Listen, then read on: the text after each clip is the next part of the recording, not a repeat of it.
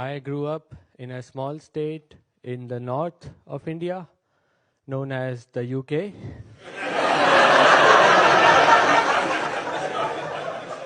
Short for Uttarakhand.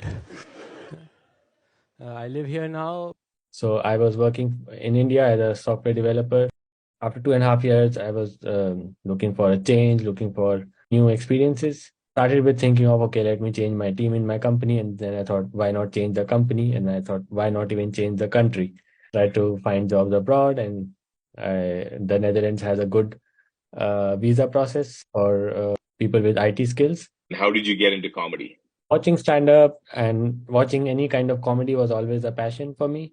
When I was studying in Delhi in 2017 or 18, I also tried an open mic there. If you want an open mic spot, first of all, you have to pay the venue.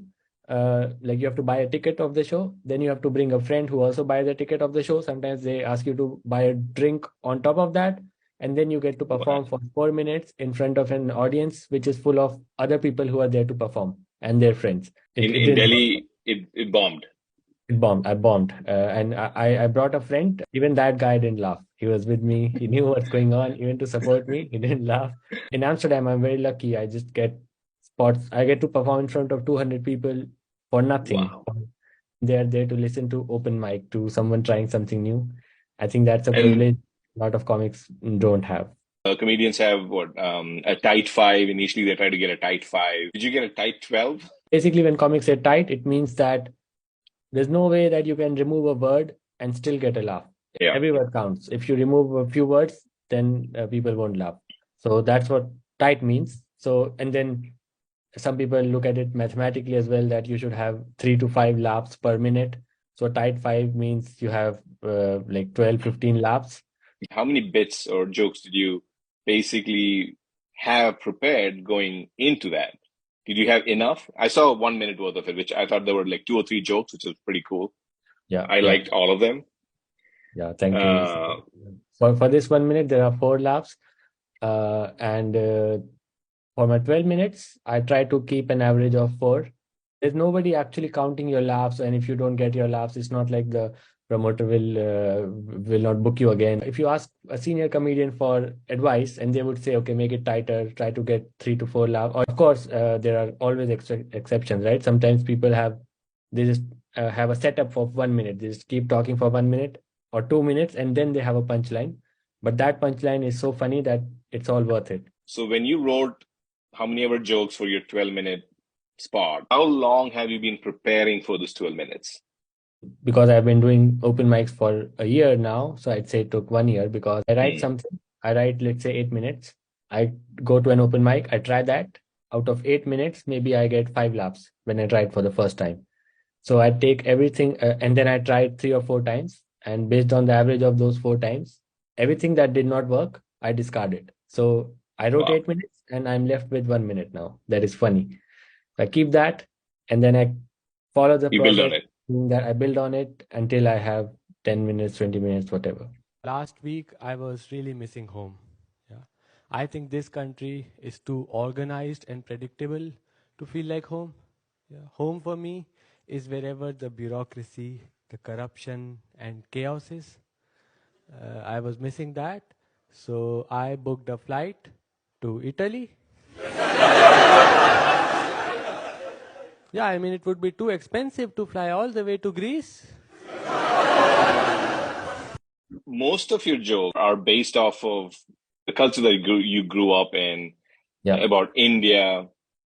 And there's some really smart stuff that you've written in it. You fall into the category of observational comedy, right? Yeah, some of my stuff is observation. I like to think of myself more, my jokes of more in the misdirection category. I try to misdirection. Misdirection, take them one way and then try to flip that. But yeah, of course, I have an identity on stage. I cannot deny, right? The moment they see me, the first thing that they think is, okay, Indian, right? I'm in a box. I have to stay from that box. Was your audience, I'm talking about the 12 minutes, 200 people, was that a mix of Indians and Dutch? So it has a lot of pro-Dutch audience. that some of those people I've talked to them after the show, they didn't even get my accent at all. Maybe 70 to 80% Dutch people, and then 30% internationals. You got the laughter out of the 30%, or you think you hit? No, I think That's another metric. I hit at least 50. If you were able to get 50% of that audience, which is 70% Dutch, pro-Dutch, that's a huge win, I would say. The timing of these jokes, right? I mean, when you practice how to deliver these jokes to that kind of an audience that traditionally are not so connected to India, right? Or the way we speak. Yeah. So the first thing is definitely for all Indian comedians, we have to speak slowly. You can get my pace at which I'm talking right now, but if I'm on stage, I would speak at 1/3 of the pace that I'm talking in right now. Speak slowly, pause a lot. Are there a lot of Indian comedians in the Amsterdam, Yes. Netherlands scene right now? Yeah, there are. They're the WhatsApp group of all the Indian comedians. I think last time there were 25, maybe 30 by now. Right? It's always growing new. There's some people do stand-up courses in comedy clubs. I went to a graduation ceremony of one of those stand-up courses, and more than half the graduates were Indians. Maybe it's because stand-up comedy is getting popular in India. That may be one of the reasons. Like you said, you're doing this as a side hustle, as a hobby. Yeah, the line between hobby and full-time profession is blurred. If it works out well for me, I would be happy to quit my job. But right now it's a hobby, and I'm being just practical about it. Now, what's your family think about all this? Are they supportive? As a hobby, they're definitely supportive. But more than that, I don't think so. It would be interesting to see how they respond when I say that, okay, Dad, I'm quitting my job now. I think I found my passion. That would be interesting. But for now, as a hobby, they're fine. They're happy that I'm doing something. Who's your biggest soundboard? The audience is my soundboard. The open mic audience. Your friends, they're either too nice or too blunt. I don't have I want friends somewhere in the middle, right? So they'll say, yeah, it's funny, try it, or they'll say that it's not funny when it actually might work on stage, right? And it's also something, it may not work in a conversation. It may not be funny in a conversation, but on stage is a different story altogether. It's an interesting answer because a lot of people have soundboards, but I think you're bang on there because your biggest soundboard has to be your audience, right? Yeah. What works for them is all that matters. It doesn't matter if I don't get it or somebody else isn't getting it or that friend who didn't laugh doesn't get it. Yeah. If they get it, extra points. But if you have a crowd laughter, and that decibel level keeps going up, then who cares, right? Are there topics you would not want to get into? Like, are there topics off limits or content that you would write that's off limits in your mind? Something that does not make me laugh, but it works. Let's say theoretically there's a joke that works on stage in front of people, but I personally never laughed. I would never do it because I think stand-up is very tightly tied to a character that you are, right? And I think if I don't personally don't laugh at it, then it's not consistent with my own character. That is something off limit. So it has to be filtered through my own sense of humor. And sense of values probably too, right? Does it matter? Like what you value the most?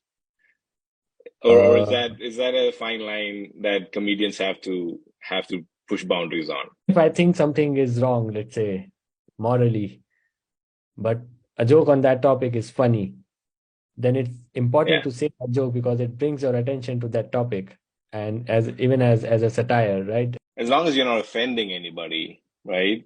Yeah. But when I'm putting stuff on the internet, then I would definitely have filters because I do jokes on religion on stage. I love them.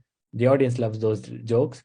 But I don't think I want to put all of that on the internet. I don't know if you followed the news about Indian comedians lately, but stuff that was not even remotely offensive, people found some offense just because they mentioned religion. Yeah, and it's been happening throughout India for a long time, right? I mean, and India is definitely growing past all of that, but it is tougher.